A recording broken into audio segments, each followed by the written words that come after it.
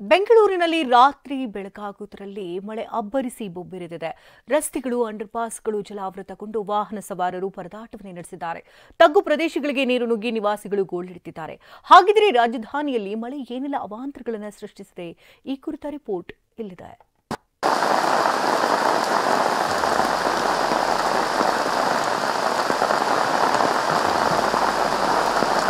ನೀರು, ಎಲ್ಲೆಲ್ಲೂ ನೀರು, ಹೊಳೆಯಂತಾಗಿರೋ ರಸ್ತೆಗಳು, ಜಲಾವೃತವಾಗಿರೋ ಅಂಡರ್ಪಾಸ್ಗಳು, ವಾಹನ ಸವಾರರ ಪರದಾಟ. ಬೆಂಗಳೂರಿನಲ್ಲಿ ರಾತ್ರಿ ಇಡೀ ಸುರಿದಂತ ಮಳೆ ಸರಣಿ ಅವಾಂತರಗಳನ್ನೇ ಸೃಷ್ಟಿಸಿದೆ. ಬೆಂಗಳೂರಿನಲ್ಲಿ ರಾತ್ರಿ ಇಡೀ ಸುರಿದ ಧಾರಾಕಾರ ಮಳೆ. ರಾಜಧಾನಿಯ ಹಲವು ರಸ್ತೆಗಳು ಸಂಪೂರ್ಣ ಜಲಾವೃತ. ಓಕುಳಿಪುರಂ ಅಂಡರ್ಪಾಸ್ಗೆ ನೀರು ನುಗ್ಗಿ ಪರದಾಟ. ರಾಜಧಾನಿ ಬೆಂಗಳೂರಿನಲ್ಲಿ ನಿನ್ನೆ ರಾತ್ರಿ 2 ಗಂಟೆಗೆ ಶುರುವಾದಂತಹ ಮಳೆ ಮುಂಜಾನೆವರೆಗೂ ಅಬ್ಬರಿಸಿ ಬೊಬ್ಬಿರಿದಿದೆ.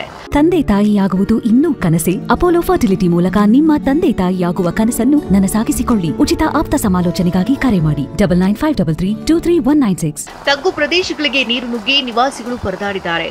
ಓಕುಳಿಪುರಂನ ಅಂಡರ್ಪಾಸ್ಗೆ ನೀರು ನುಗ್ಗಿ ವಾಹನ ಸವಾರರು ಹರಸಾಹಸ ಪಡುವಂತ ಸ್ಥಿತಿ ನಿರ್ಮಾಣವಾಯಿತು. ನೀರು ನಿಂತಿದ್ದ ರಸ್ತೆಯಲ್ಲಿಯೇ ಆಂಬ್ಯುಲೆನ್ಸ್ ಸಿಲುಕಿಕೊಂಡಿತು. ಪೇಷಂಟ್ ಇಲ್ಲದಿರುವುದರಿಂದ ನೀರಿನ ಪ್ರಮಾಣ ಕಡಿಮೆ ಆದ್ಮೇಲೆ ಆಂಬ್ಯುಲೆನ್ಸ್ ತೆರಳಿತು.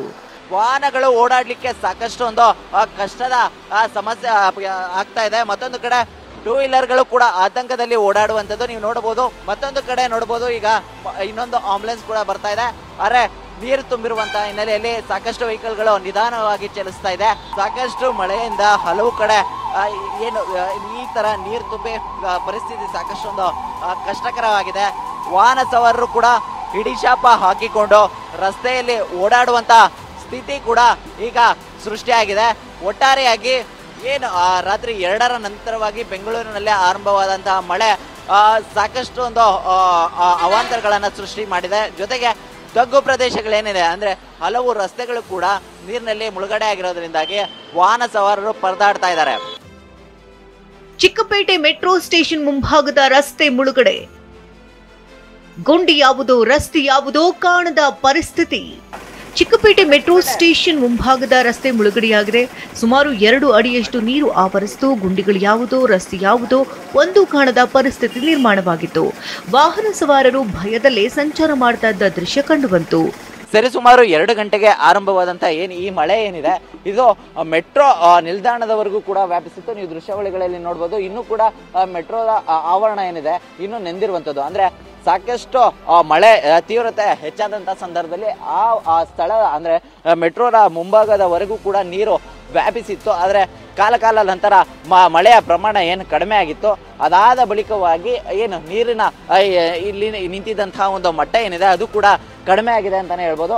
ಮತ್ತೊಂದು ಕಡೆ ಕೇವಲ ಒಂದು ದಿಕ್ಕಲ್ಲ, ಮತ್ತೊಂದಿನ ದಿಕ್ಕಿನಲ್ಲಿ ಸಂಚರಿಸುವಂತಹ ಒಂದು ರಸ್ತೆ ಏನಿದೆ ಆ ರಸ್ತೆಯನ್ನು ಕೂಡ ನೋಡಬಹುದು. ಇಲ್ಲೂ ಕೂಡ ಸಂಪೂರ್ಣವಾಗಿ ನೀರು ತುಂಬಿರುವಂತದ್ದು. ವಾಹನ ಸವಾರರು ಆತಂಕದಲ್ಲೇ ತಮ್ಮ ಕೆಲಸಗಳೇನಿದೆ ಆ ಕೆಲಸಗಳನ್ನ ಮಾಡಲೇಬೇಕಾಗತ್ತೆ. ಮಾರ್ಕೆಟ್ಗೆ ವಸ್ತುಗಳನ್ನ ತರಲೇಬೇಕಾಗತ್ತೆ. ಹೀಗಾಗಿ ಆ ವಸ್ತುಗಳ ಸಮೇತವಾಗಿ ಏನು ತುಂಬಿರುವಂತಹ ನೀರಿನ ನಡುವೆಯೇ ಬರುವಂತಹ ದೃಶ್ಯಾವಳಿಗಳು ಕೂಡ ಇಲ್ಲಿ ಕಂಡು ಬರ್ತಾ ಇರುವಂತದ್ದು. ಕೆಸರು ಗದ್ದೆಯಂತಾದ ಕೆಆರ್ ಮಾರ್ಕೆಟ್. ಭಾರಿ ಮಳೆಯಿಂದ ಕೆಆರ್ ಮಾರ್ಕೆಟ್ ಪರಿಸ್ಥಿತಿ ಹೇಳತಿರದಾಗಿದೆ. ನಸುಕಿನ ವೇಳೆಯಿಂದಲೇ ಹೂವಿನ ವ್ಯಾಪಾರಕ್ಕೆ ಬಂದಿದ್ದ ವ್ಯಾಪಾರಿಗಳು ಪರದಾಡಿದ್ರು. ಇನ್ನು ಕಲಾಸಿಪಾಳ್ಯ ಮಾರ್ಕೆಟ್ನಲ್ಲಿ ಇದೇ ಪರಿಸ್ಥಿತಿ ಕಂಡುಬಂತು. ಮಳೆಯಿಂದಾಗಿ ಮಾರ್ಕೆಟ್ನ ರಸ್ತೆಗಳು ಕೆಸರುಗದ್ದಿಯಾಗಿ ಮಾರ್ಪಟ್ಟಿದ್ವು. ವ್ಯಾಪಾರ ವಹಿವಾಟು ಅಯೋಮಯವಾಯಿತು.